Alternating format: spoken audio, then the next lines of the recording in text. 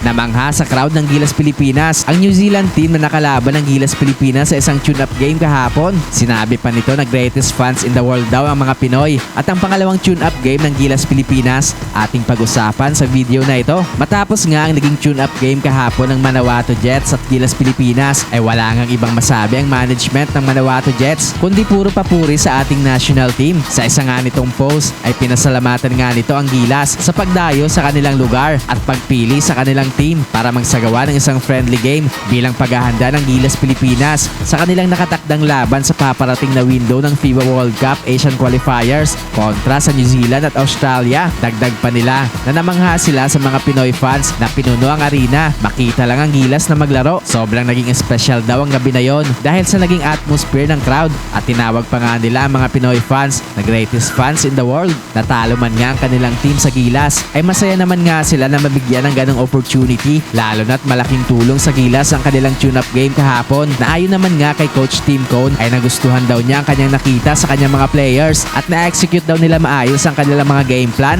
Susunod ngang mga kalaban ng Gilas bukas sa isang tune-up game ang isa ding team sa NBL sa New Zealand. Eto nga ang Franklin Bulls. Kasalukuyan nga silang merong dalawang American import. Eto nga ay si Whit Carter at Boy Derin na may parehong height na 6'3". Meron din nga silang isang 6'10" player. Eto nga ay si Bigar Ellis. Hindi man nga kalakasan ang kupunan na ito on paper ay magandang test pa rin nga ito para sa ating national team para mas lalo pa nating makita ang kakayahan ng Gilas at para nga mas lalo silang magiging ready sa paparating nilang mabibigat na laban kontra sa Tall Blacks at Boomers. Inaasahan din nga na maglalaro na si Justin Brownlee na isa sa mga first option ng Gilas offensively pero kung mag-struggle man nga si JB sa opensa ay siguradong maraming locals nga mag-i-step up kagaya na lang nga ni Dwight Ramos, Kevin Cambao, Carl Tamayo at maging ang bagong Gilas member na si Mike Phillips. Sa ngayon nga ay halos sold out na ang ticket sa venue ng laban ng Bulls at Gilas bukas. Kaya naman asahan na naman nga natin na magiging puno ito ng mga Pinoy fans na magsosuporta sa ating national team. Eto nga magiging huling tune-up game ng ating national team bago sila sumabak sa July 3 kung saan una nga nila makakalaban ang Tall Blacks at sa July 6 naman nga ay makakalaban nila ang Australia.